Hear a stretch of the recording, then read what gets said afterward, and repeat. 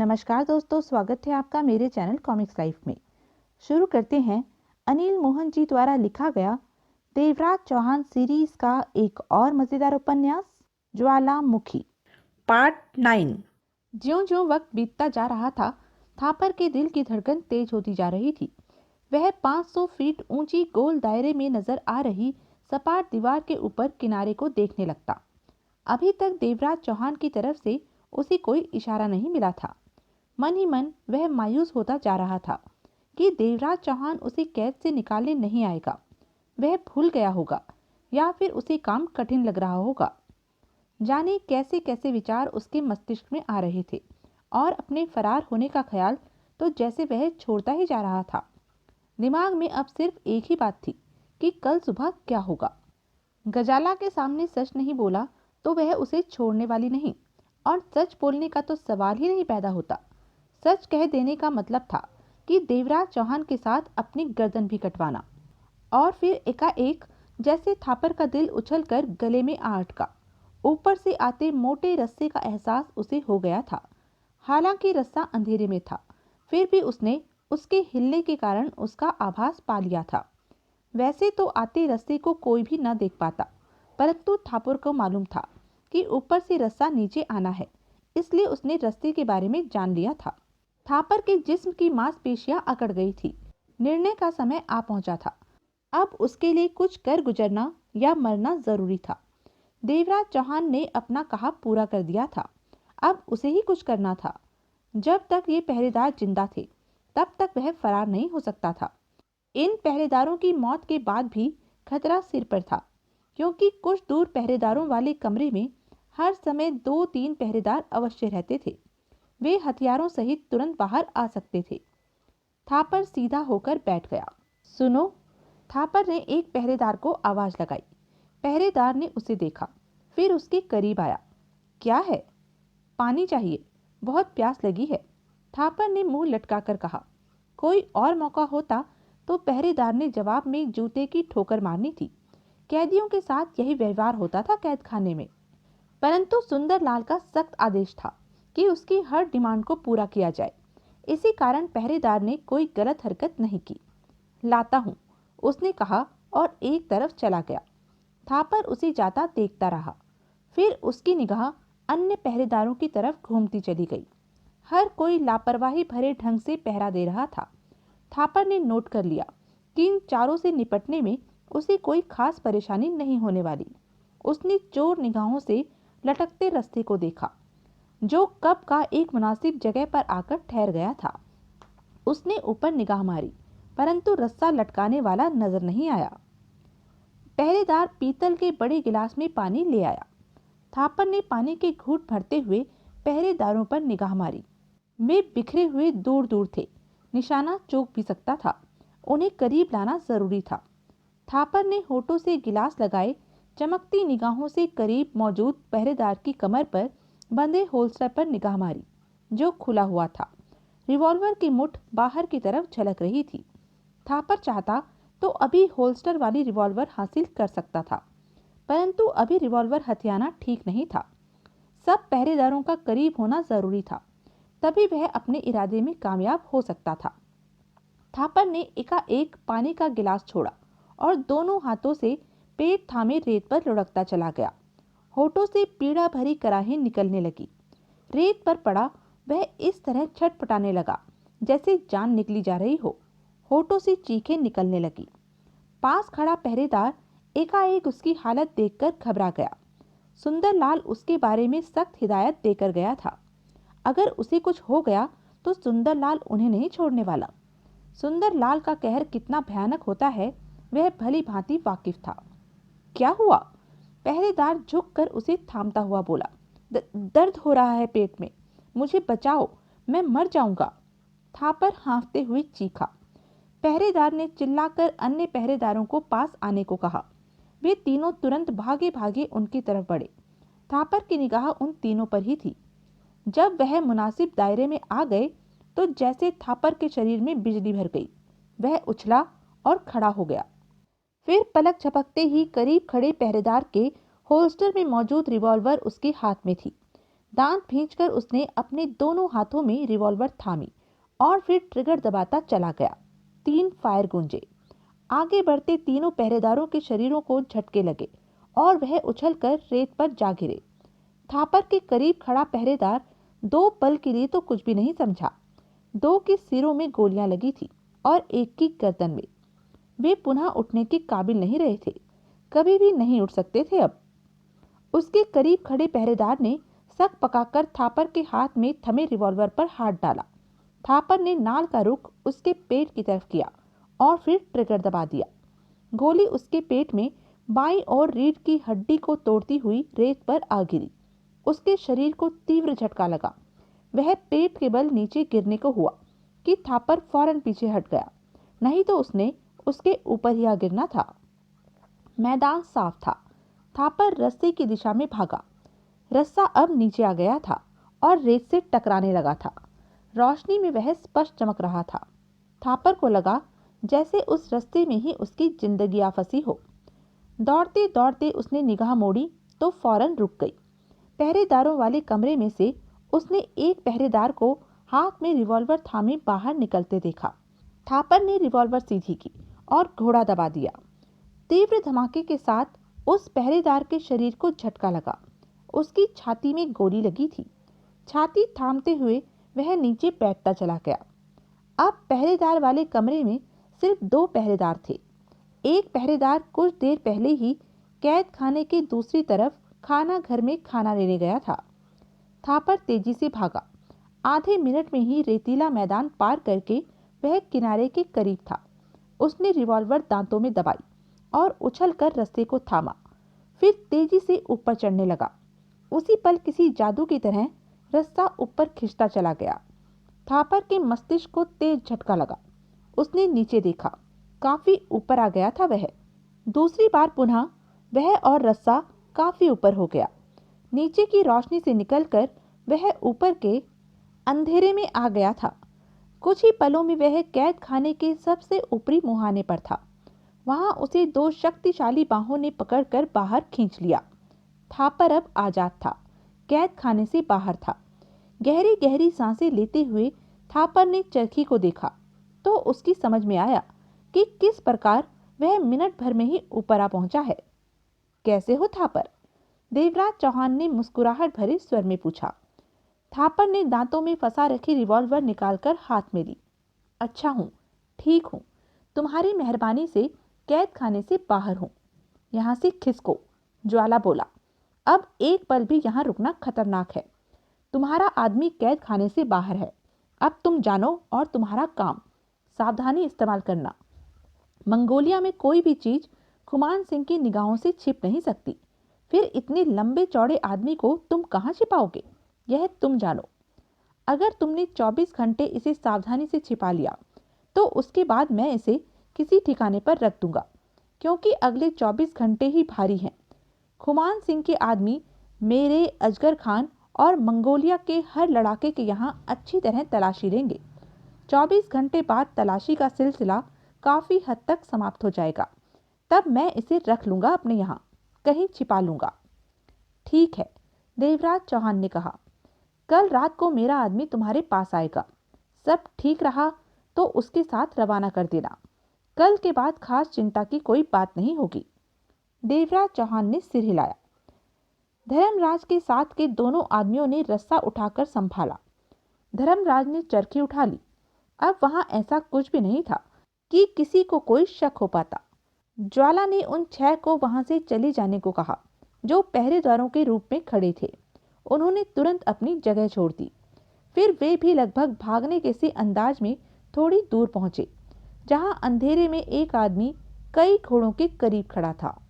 ज्वाला, धर्मराज और अन्य सब ने अपने अपने घोड़े संभाले और उनकी पीठों पर सवार हो वहां से दौड़ते चले गए। देवराज चौहान अपने घोड़े पर बैठा। थापर को उसने अपने पीछे बिठाया और घोड़े को दौड़ा दिया। जगमोहन अपने घोड़े पर सवार हो उनके पीछे पीछे चल रहा था। घर के भीतर प्रवेश करते ही जगमोहन जनरेटर ऑन करने लगा तो देवराज चौहान ने तेज स्वर में टोका, लाइट मत जलाना। क्यों? रोशनी नहीं होनी चाहिए। दरवाजा बंद करके चिटकनी चढ़ाकर देवराज चौहान ने पलटते हुए कहा। गजाला को थोड़ा बहुत मुझ पर शक है। थापर के फरार होने की खबर अब तक गजाला और खुमान सिंह तक पहुंच चुकी होगी। पहले यहाँ की लाइट बंद और फिर ऑन होने पर उसका शक पूरा विश्वास में बदल जाएगा कि सारा किया धरा हमारा ही है और हम अभी वापस लौटे हैं। मैं नहीं चाहता कि उसके शक को बल मिले। समझदारी इसी में है कि कपड़े बदलो और सो जाओ। अगर कोई इस तरफ आए तो उसे हम सोए ही मिले। गजाला को तुम पर पूरा शक है देवराज चौहान, थापर ने कहना चाहा, परंतु देवराज चौहान ने हाथ उठाकर उसे टोक दिया। यह समय बातों का नहीं है। तुम्हें पीछे वाले कमरे में पहुंचा देता हूं। तुम वहीं पर रहोगे। ना तो कोई खिड़की खोलोगे, ना ही उस कमरे से बाहर निकलने की कोशिश करोगे। कैद से निकाल लाना इतने खतरे का काम नहीं था जितना कि तुम्हें छिपा कर रखना। जब बाहर से कोई आए तो बेड के नीचे छिप जाना है। हम जो भी बात करेंगे कल करेंगे, अब नहीं। थापर ने सिर हिलाया। देवराज चौहान थापर को पीछे वाले कमरे में छोड़ आया। वहां मात्र एक बेड बिछा हुआ था, जो कि इस समय थापर के लिए स्वर्ग के बराबर था। उसके बाद देवराज चौहान और जगमोहन ने कपड़े बदले और बेड के हवाले हो गए। थापर के कैद खाने से फरार होने की खबर खुमान सिंह के तंबू में फौरन फैल गई। हर तरफ अफरा तफरी मच गई। कोई समझ न पाया कि थापर कहाँ चला गया। संयोग से किसी ने भी देखा नहीं था कि थापर फरार कैसे हुआ। हर कोई हैरान परेशान था कि थापर कहाँ चला गया। सुंदर लाल की तो बुरी हालत थी। उस समय गजाला सोने की तैयारी कर रही थी जब सुंदर लाल उसकी सेवा में हाजिर हुआ। इस वक्त सुंदर लाल को आया देखकर गजाला की आंखें सिकुड़ गई थी। तुम इस वक्त सुंदर लाल? सुंदर लाल का चेहरा फक था। आंखों में दहशत के साए लहरा रहे थे। गजब हो गया मालकिन। सुंदर लाल के होठों से सूखा सा स्वर निकला। क्या हुआ? गजाला के होंठ भींच गए। वह थापर? क्या हुआ थापर को? हंटरों की मार से मर गया क्या? गजाला गुर्राई। नहीं, वह शायद कैद खाने से फरार हो गया। फरार हो गया? गजाला हक्की बक्की सी रह गई। हाँ, वह। असंभव, ऐसा कैसे हो सकता है? ऐसा हो चुका है मेम साहब। सुंदर लाल का स्वर भय से भरा था। वह 5 पहरेदारों को शूट करके कैद खाने से कैसे, कहां फरार हो गया, यह अभी तक मालूम नहीं हो सका। गजाला सुंदर लाल का चेहरा देखती रह गई। वह कहां से फरार हुआ यह भी नहीं मालूम? गजाला के होठों से निकला। नहीं, फरार होने का एक ही रास्ता है जहां जगह जगह पर कई पहरेदार खड़े हैं। वह वहां से फरार नहीं हुआ। सुंदर लाल की समझ में खुद नहीं आ रहा था कि वह क्या कह रहा है। सुंदर लाल, तुम हद से ज्यादा घबराए हुए हो। अगर वह उस रास्ते से नहीं निकला तो कैद खाने से नहीं निकल सकता। वह वहीं कहीं छिपा होगा। अच्छी तरह ढूंढो उसे, तलाश करो। गजाला बोली। सब जगह ढूंढने के बाद ही मैं आपको यह खबर देने आया हूँ। गजाला के होठों से गुर्राहट निकली। आंखें सुर्ख हो गई। और ऊपर वाले 6 पहरेदार भी एक गड्ढे में मरे पड़े हैं। सुंदर लाल के गले में जैसे कांटे चुभ रहे थे। उन सब की लाशें एक गड्ढे में ठुसी हुई हैं। उनका गला घोंटकर उन्हें मारा गया है। गजाला के होठों के साथ साथ आंखें भी सिकुड़ गई। ऊपर वाले 6 के 6 पहरेदार गला घोंटकर मारे गए हैं। उनकी लाशें गड्ढे में पड़ी हैं और नीचे कैद खाने से थापर गायब है। यही कह रहे हो ना तुम? हाँ, और थापर नीचे 5 पहरेदारों को शूट करके कहीं गायब हुआ है। हाँ। थापर के पास रिवॉल्वर कहाँ से आई? उस पहरेदार के होल्स्टर से निकाल ली थी। गजाला ने सिर हिलाया। सुंदर लाल, क्या थापर 500 फीट ऊंची सपाट जगह को पार करके ऊपर पहुंच सकता है? नहीं, किसी भी हाल में नहीं। फिर थापर का गायब होना या फरार होना और ऊपर के 6 पहरेदारों को खामोशी से गला घोंटकर मार देना, इन दोनों बातों में तालमेल नहीं बैठ रहा। गजाला ने सख्त स्वर में कहा। अब सुंदर लाल क्या कहता? पापा को खबर दी? जी हाँ, पहले मैं खुमान सिंह के पास ही गया था। उन्होंने मुझे आपके पास भेजा कि इस मामले को गजाला निपटा लेगी, उसे खबर कर दो। गजाला काफी देर तक पत्थर की मूर्ति बनी खड़ी रही। चेहरा चट्टान की भांति सख्त हुआ पड़ा था। उसकी खूबसूरती अब दरिंदगी में बदल चुकी थी।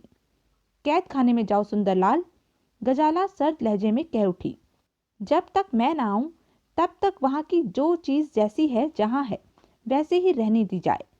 सुंदरलाल चला गया। गजाला आगे बढ़ी और पर्दा हटाकर बाहर झांका। थोड़ी दूर चंद्रमा की रोशनी में वह मकान नजर आया जहां देवराज चौहान और जगमोहन थे। मकान की सब लाइटें बंद थी। वह कई पलों तक उस मकान को घूरती रही। चेहरे और आंखों पर सोच के भाव थे। कुछ ही देर में गजाला घोड़े पर सवार होकर उस मकान के सामने पहुंची। सामने ही बंधे दोनों घोड़ों को देखते ही गजाला की आंखें सिकुड़ गई। कई क्षणों तक वह घोड़ों को देखती रही, फिर आगे बढ़कर मकान के बंद दरवाजे को जोर से थपथपाया। तीसरी बार थपथपाने पर भीतर से आहटें उभरी। जगमोहन ने दरवाजा खोला। अंधेरा था। दोनों एक दूसरे की शक्ल स्पष्ट नहीं देख पाए, परंतु जगमोहन समझ गया कि सामने खड़ी खूबसूरत शय गजाला ही होगी। मतलब कि देवराज चौहान का अंदाजा सही था कि गजाला आ सकती है। कौन हो तुम? जगमोहन ने उखड़े लहजे में पूछा। गजाला। गजाला ने तीखे स्वर में कहा। कौन गजाला? कहने के साथ ही जगमोहन कह उठा। ओह, तुम कहीं खुमान सिंह की बेटी तो नहीं? देवराज चौहान ने तुम्हारे बारे में जिक्र किया था। हाँ, वही हूं मैं। देवराज चौहान कहाँ है? गजाला के स्वर में सख्ती थी। भीतर है, सो रहा है। आओ, मैं अभी जनरेटर स्टार्ट करता हूँ। कहते हुए जगमोहन पीछे हटा और अंधेरे में उस तरफ बढ़ गया जहां जनरेटर मौजूद था। गजाला भीतर आ गई। अंधेरे में उसे कुछ भी नजर नहीं आ रहा था। आधे मिनट में ही जगमोहन ने जनरेटर ऑन कर दिया। सारा मकान रोशन हो उठा।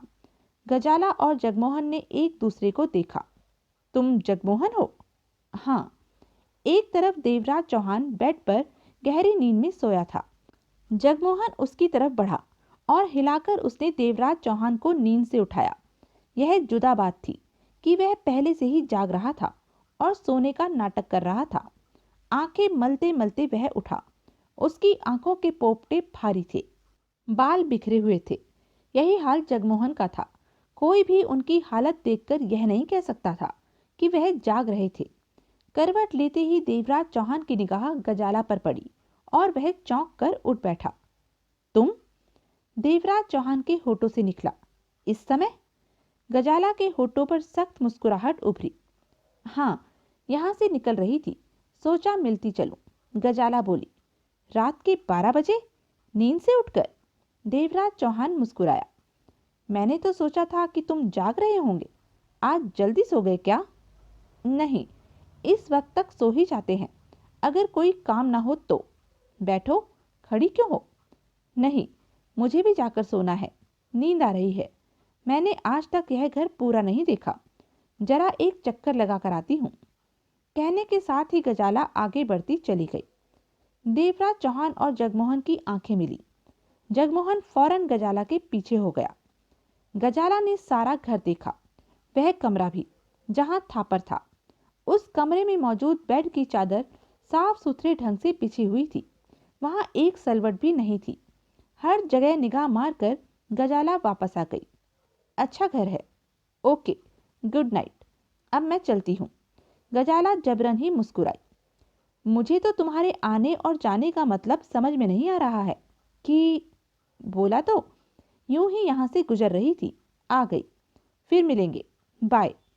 कहने के साथ ही गजाला पलटी और बाहर निकलती चली गई। चंद पलों के उपरांत घोड़े की टापों की आवाज आई, जो कि पल प्रतिपल दूर होती चली गई। जगमोहन ने दरवाजा बंद करके चिटकनी चढ़ा दी। बहुत खतरनाक है गजाला, देवराज चौहान के होठों से निकला। जगमोहन पीछे वाले कमरे की तरफ बढ़ गया। थापर बेड के नीचे से निकल रहा था। जगमोहन के होठों पर बरबस ही मुस्कुराहट फैलती चली गई। मैंने बेड के नीचे से निकलते ही थापर बोला। दरवाजे पर होने वाली थपथपाहट सुन ली थी। उसी समय बेड से उतरकर चादर के सारे बल निकाले ताकि किसी के यहाँ लेटा होने का आभास नहीं हो सके, और खुद बेड के नीचे सरक गया। जगमोहन सिर्फ सिर हिलाकर रह गया। तभी देवराज चौहान ने भीतर प्रवेश किया। जगमोहन, जनरेटर चलने दो, सब लाइटें ऑफ कर दो, पंखे बंद मत करना। जगमोहन ने ऐसा ही किया। फिर तीनों अंधेरे में ही पहले वाले कमरे में जा बैठे। अब तुम अपने बारे में बताओ। जब मैं तुमसे मिलकर आया तो उसके बाद तुम्हारे साथ क्या हुआ? तुम्हारे जिस्म पर कोड़े किसने बरसाए? देवराज चौहान ने पूछा। जवाब में थापर ने सारी आप बीती बता दी। सुनकर देवराज चौहान के जबड़ों में कसाव आ गया। गजाला तो बहुत खतरनाक शय है, जगमोहन के होठों से निकला। आज जब दिन में वह मेरे पास आई थी तो तब मुझे ऐसा ही एहसास हुआ था कि वह मुझ पर किसी तरह का शक कर रही है, लेकिन पूरी बात अब समझ में आई कि असल माजरा क्या है। देवराज चौहान ने सिगरेट सुलगाकर किंतु गंभीर स्वर में कहा, अब हमें बहुत सावधान रहना होगा। गजाला की शक भरी निगाह हम पर टिक चुकी है। हमारे हर कदम पर अड़चन आती जा रही है। जगमोहन ने कहा, मंगोलिया पहुंचे तो अजगर खान से दुश्मनी हो गई और अब गजाला से। दोनों ही मंगोलिया की हस्तियां हैं। इसका मतलब तुम नहीं जान सके कि उन बंद कोठरियों में क्या है? नहीं, थापर ने देवराज चौहान की बात का जवाब दिया। सब कुछ तो तुम्हें बता ही चुका हूँ। जब तुम मुझसे मिलकर गए तो मुझे सांस लेने का भी मौका नहीं मिला। मुझे तो खुद को बचाना कठिन हो गया था। अगर मैं समझदारी से काम न लेता तो कोड़ों ने मेरी जान ही निकाल लेनी थी। देवराज चौहान ने गंभीरता से सिर हिलाया। ठीक है, बाकी बातें सुबह करेंगे। तुम सावधान रहना, खतरा अभी टला नहीं है। मैं नहीं समझता कि गजाला हमारा पीछा आसानी से छोड़ देगी। उसके यूं वापस चले जाने का मतलब यह नहीं कि हमारे लिए उसके मन में शक नहीं रहा, बल्कि अब वह हमारी हरकतों पर कड़ी निगाह रखेगी। थापर ने सिर हिलाया। मेरे ख्याल से थापर के गायब होने की खबर पाते ही गजाला ने इधर का रुख कर लिया था। जगमोहन बोला, हमें यहाँ पहुंचे 45 मिनट भी नहीं हुए थे कि वह आ धमकी। यही हुआ होगा, देवराज चौहान ने कहा। खैर, गजाला से हमें सावधान रहने की जरूरत है। थापर, तुम्हें पीछे वाले कमरे से बाहर नहीं निकलना, ना ही कोई खिड़की खोलना। हो सकता है गजाला यहाँ की निगरानी के लिए भी 2-4 को लगा दे। इस बात की संभावना है। जगमोहन के स्वर में चिंता भर आई थी। अब सोया जाए, मेरी तबीयत ठीक नहीं, नींद आ रही है, थापर ने कहा। देवराज चौहान और जगमोहन ने सिर हिलाकर सहमति दे दी। वे खुद भी अब नींद ले लेना चाहते थे। कैद खाने का हाल वैसा ही था जैसा थापर छोड़कर गया था। गजाला वहां पहुंची। वहां का दृश्य देखते ही उसके होठ सख्ती से पिंचते चले गए। आंखों में सुर्खी व्याप्त हो गई। पल भर के लिए ऐसा लगा जैसे वह आग का गोला बनकर अभी फट जाएगी। उसके लिए आश्चर्य से कम नहीं था कि कोई कैदी इस कैद खाने से फरार हो गया और जाते जाते 5 पहरेदारों को उन्हीं की रिवॉल्वर से शूट कर गया। गजाला को अभी भी यकीन नहीं आ रहा था कि थापर फरार हो गया है।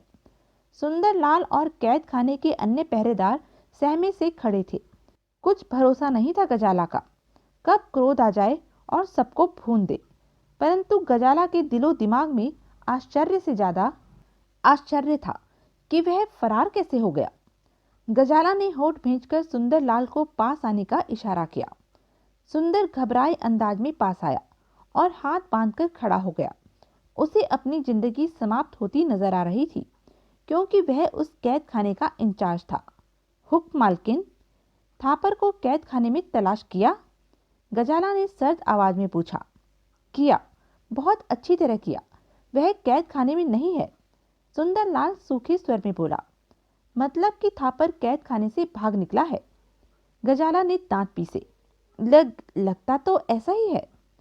किस रास्ते से वह फरार हुआ? मालूम नहीं हो सका। मैंने बहुत कोशिश की जानने की, परंतु किसी ने उसे फरार होते नहीं देखा।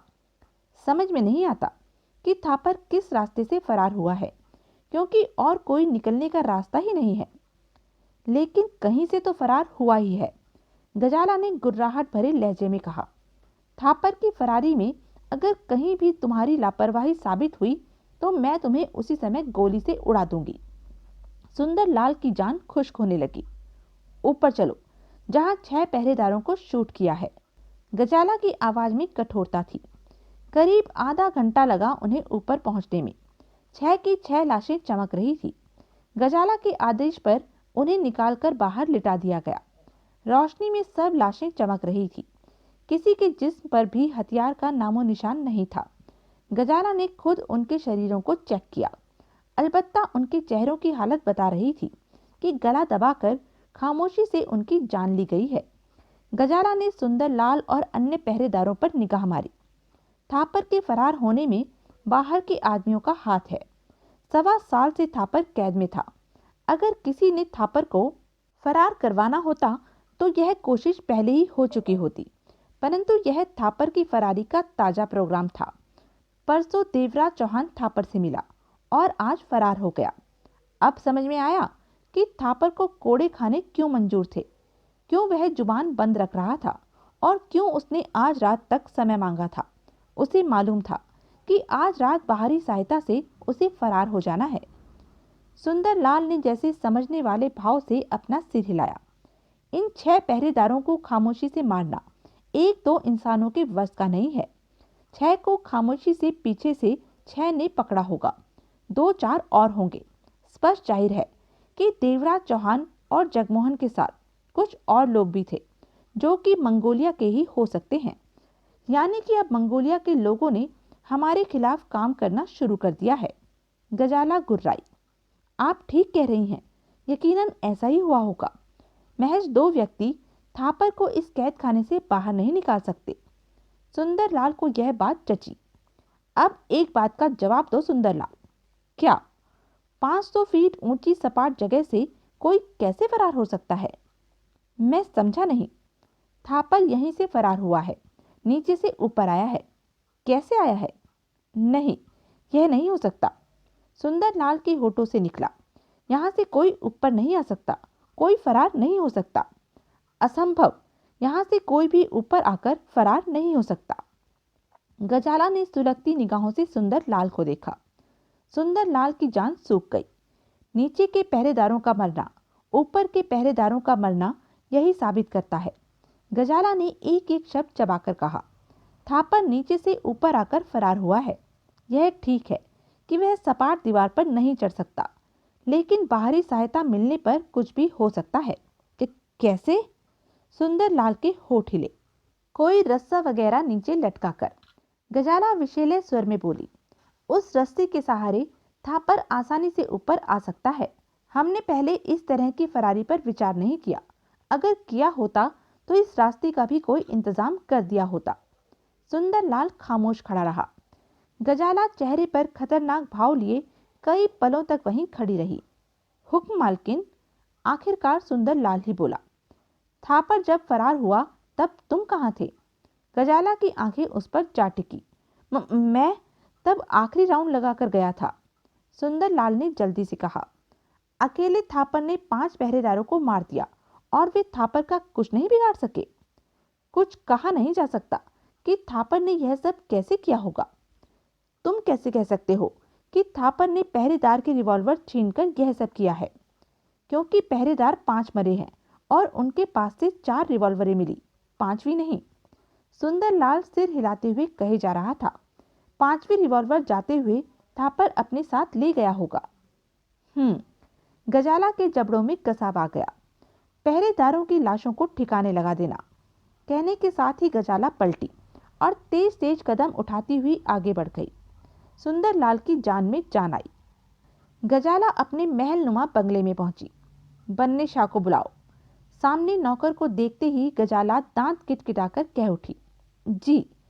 नौकर ने सहम कर कहा और वहां से चला गया। गजाला कमर पर हाथ बांधे दांत पीसते हुए टहलने लगी।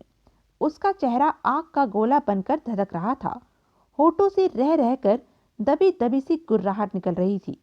वह इस समय अर्ध पागल सी लग रही थी। थापर का फरार होना उससे बर्दाश्त नहीं हो रहा था और यह बात वह बहुत अच्छी तरह जानती थी कि थापर मंगोलिया से नहीं निकल पाएगा और बहुत जल्द पुनः उसकी कैद में होगा। परंतु इसके साथ मामला देवराज चौहान का भी था। उसे पूरा विश्वास था कि देवराज चौहान और जगमोहन का हाथ थापर की फरारी में है। यह बात अलग है कि जब वह उनके यहाँ गई तो दोनों सोने की मुद्रा में मिले। उन्होंने यही जताया कि वह जैसे सोए उठकर आ रहे हैं, परंतु गजाला का मन यह मानने को तैयार नहीं था। उसके हिसाब से उनका सोकर उठना मात्र दिखावा था, परंतु गजाला सीधे सीधे उन पर प्रहार करने को तैयार नहीं थी। वह अगर चाहती तो उन्हें कैद खाने में बंद करवा सकती थी। सिर्फ आदेश देने की देर थी, परंतु इस आदेश को देने में उसे नुकसान भी हो सकता था। सबसे पहले तो वह यह जानना चाहती थी कि देवराज चौहान और जगमोहन का साथ मंगोलिया के किन लोगों ने दिया। उन लोगों के बारे में जानकर उन्हें सजा देकर फिर देवराज चौहान और जगमोहन का अपना निशाना बनाना चाहती थी। और तब तक थापर ने पकड़ में आ ही जाना था। वह हर काम को बेहद शांति से करना चाहती थी कि कुछ छूट न जाए। तभी वहां बन्ने शाह आ गया। 50 बरस का पतला किंतु खतरनाक दिखाई देने वाला बन्ने शाह खुमान सिंह का सबसे जबरदस्त योद्धा था। वह पिछले 25 वर्षों से खुमान सिंह की सेवा में था और बन्ने शाह ने कभी भी खुमान सिंह को शिकायत का मौका नहीं दिया और बदले में बन्ने शाह के लिए दौलत और सुख सुविधाओं का पूरा ध्यान रखा था। मंगोलिया में बन्ने शाह का अपना नाम था। उसके सामने किसी का भी टिक पाना आसान नहीं था। खतरनाक योद्धा होने के साथ साथ अचूक निशानेबाज था। वैसे भी खुमान सिंह का सबसे खास आदमी होने के कारण कोई उसके सामने पड़ना पसंद नहीं करता था। बन्ने शाह के आने पर गजाला ने फौरन खुद पर काबू पाया। आपने मुझे याद किया? बन्ने शाह ने शांत स्वर में कहा। उसकी आंखों में नींद की सुर्खी थी। स्पष्ट था कि वह नींद से उठकर आ रहा था। इस वक्त रात का 1 बज चुका था। हाँ बन्ने शाह, गजाला एक एक शब्द चबाकर बोली। बहुत ही खास मामला आ फंसा है। एक कैदी कैद खाने में 5 पहरेदारों को शूट करके फरार हो गया है। यह कैसे हो सकता है? बन्ने शाह की आंखें सिकुड़ गई। हुआ है यह, ऊपर से मोटा रस्सा लटकाया गया, 500 फीट लंबा रस्सा, और थापर नाम का वह कैदी 5 पहरेदारों को शूट करके वहां से भाग निकला है। मतलब कि उसे बाहरी सहायता हासिल थी, और बाहरी सहायता तभी हासिल हो सकती है जब किसी बाहरी व्यक्ति के साथ उसका लिंक बना रहा हो, और यह पहरेदारों के द्वारा ही हो सकता है, क्योंकि बाहर का आदमी तो कैद खाने में आ नहीं सकता। तुम ठीक कह रहे हो बन्ने शाह, गजाला होठ भींचकर बोली। और बाहरी आदमी 2 दिन पहले कैद खाने में आया था मेरी इजाजत लेकर। वह कैद खाना घूमना चाहता था और भीतर आकर करीब घंटा भर वह थापर से बातें करता रहा। उसी दौरान उनके बीच फरारी का प्लान बना और 2 दिन बाद थापर को फरार करवा दिया गया। कौन है वह? बन्ने शाह की आंखें सिकुड़ी। देवराज चौहान। देवराज चौहान? बन्ने शाह के होठ हिले। यह वह तो नहीं जिसकी आजकल अजगर खान से थनी हुई है, जो नया नया मंगोलिया आया है? हाँ, मैं उसी की बात कर रही हूँ। कहने के साथ गजाला ने थापर और देवराज चौहान से संबंधित सब बातें बता दी। देवराज चौहान और जगमोहन अकेले यह काम नहीं कर सकते। ऊपर के 6 पहरेदारों का बारी बारी गला नहीं घोटा गया, बल्कि एक साथ उन्हें गिरफ्त में लिया गया है। इसके लिए कम से कम 6 आदमियों की जरूरत तो है ही, यानी कि मंगोलिया के किसी आदमी ने देवराज चौहान का साथ दिया है। अगर एक एक करके उन पहरेदारों का गला घोटा जाता तो वे लोग सफल नहीं हो सकते थे, क्योंकि वे 2 को पकड़ते तो अन्य 4 ने उन्हें गोलियों से भून देना था। समझ रहा हूं मैं। बन्ने शाह की आवाज में सख्ती भर आई। मैं चाहती हूं यह सारा मामला हमारे ही हक में जाए। गजाला गुर्राई। ऐसा ही होगा। देवराज चौहान का साथ किन लोगों ने दिया है, यह जानना पहला अहम काम है। थापर कहाँ है और उसे किसने छिपा रखा है? हर संभव जगह पर अभी इसी वक्त छापे मारो। शायद थापर हाथ लग जाए और उन लोगों का पता चल जाए कि जिन्होंने देवराज चौहान का साथ दिया है। मुझे पूरा विश्वास है कि उन्होंने ही थापर को शरण दे रखी होगी। इनमें से किसी को भी हमने नहीं छोड़ना है बन्ने शाह। रही बात देवराज चौहान की, तो इन लोगों को पकड़ने के बाद देवराज चौहान और जगमोहन को पकड़ा जाएगा। अगर अब उन्हें पकड़कर कैद खाने में डाल दें तो थापर और देवराज चौहान के सहयोगी सतर्क हो जाएंगे। फिर शायद वे हमारे हाथ ना आए। बन्ने शाह ने समझने वाले अंदाज में सिर हिलाया। रुको मत बन्ने शाह, किसी को ज्यादा समय मत दो कि वह अपना पुख्ता इंतजाम कर ले। बन्ने शाह ने बिना कुछ कहे विदा ली और वहां से चला गया। गजाला पुनः दांत पीसते हुए टहलने लगी। थापर से ज्यादा देवराज चौहान के प्रति उसके मन में बैर आ गया था। देवराज चौहान को वह छोड़ने वाली नहीं थी। और रात भर बन्ने शाह ने मंगोलिया में तूफान मचाए रखा। अजगर खान, ज्वाला, जोधा सिंह और अन्य दमदार लड़ाकों के यहाँ ढेरों आदमियों के साथ हल्ला बोला। तलाश थी थापर की, वह नहीं मिला। बन्ने शाह रुका नहीं। दिन चढ़ने तक उसने आधा से ज्यादा मंगोलिया छान मारा। पूरे मंगोलिया को मालूम हो गया था कि क्या हुआ है। हर कोई हैरान था कि खुमान सिंह की कैद से कोई कैदी कैसे निकल भागा। परंतु सच्चाई सामने थी कि रात में ऐसा हो गया है। दिन चढ़ने के बाद तक भी यह सब चलता रहा। बन्ने शाह ने न तो खुद चैन लिया और न ही मंगोलिया वालों को लेने दिया। परंतु थापर कहीं भी नहीं मिला। बन्ने शाह के लिए हैरानी की बात थी कि इतनी तलाशी में थापर को मिल जाना चाहिए था, परंतु उसकी हवा तक का आभास नहीं मिला। उसने सोचा, अपना दिमाग दौड़ाया, फिर अपना रुख देवराज चौहान की घर की तरफ किया। तब सुबह के 9 बज रहे थे। बन्ने शाह के साथ तब 30 आदमी थे। इतने ज्यादा घुड़सवारों के आने के कारण देवराज चौहान और जगमोहन को पहले से ही उनके आने का आभास हो गया था। वे सतर्क हो गए। उन्होंने फौरन आनन फानन में थापर का इंतजाम किया। इतने सारे घुड़सवारों का आना किसी भारी गड़बड़ की तरफ इशारा कर रहा था। सब वह सोकर उठने के बाद चाय पी रहे थे। रिवॉल्वरें उन्होंने अपने कपड़ों में छिपा ली। दरवाजा थपथपाया गया। चाय का गिलास हाथ में पकड़े दरवाजा खोला देवराज चौहान ने।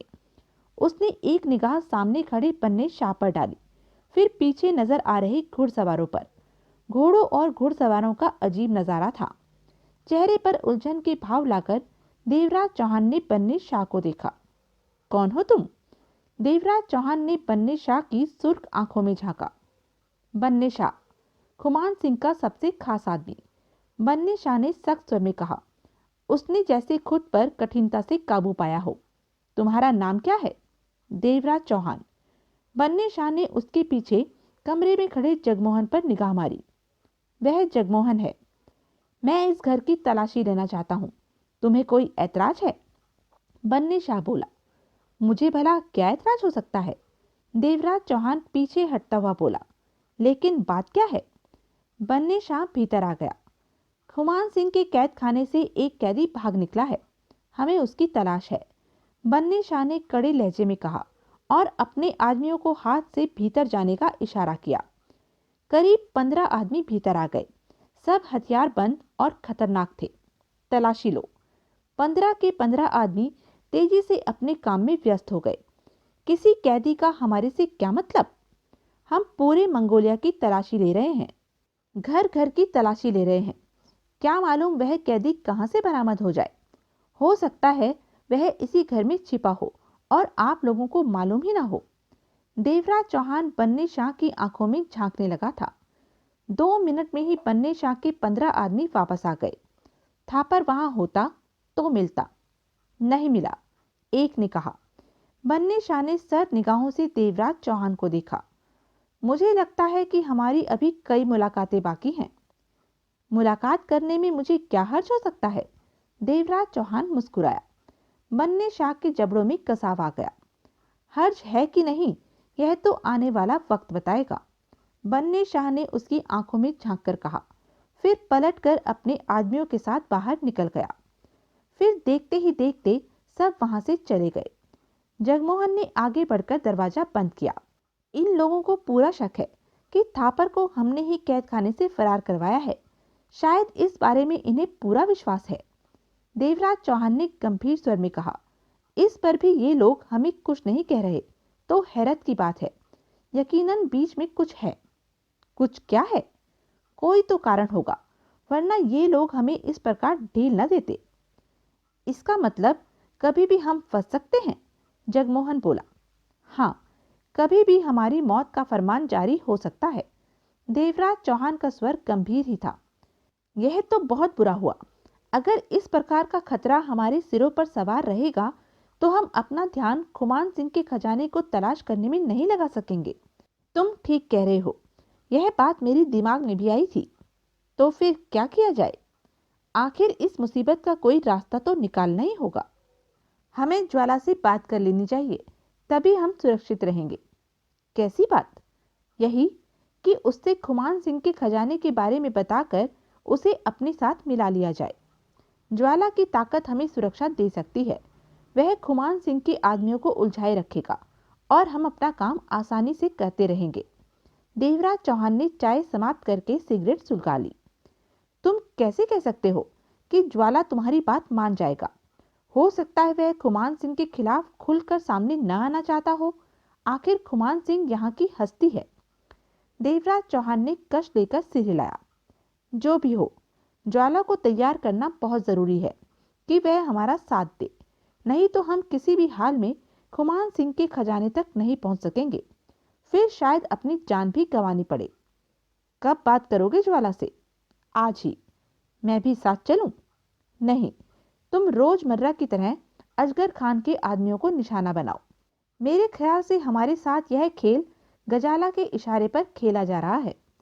देवराज चौहान के होठों पर कुटिलता से भरी मुस्कान उभरी।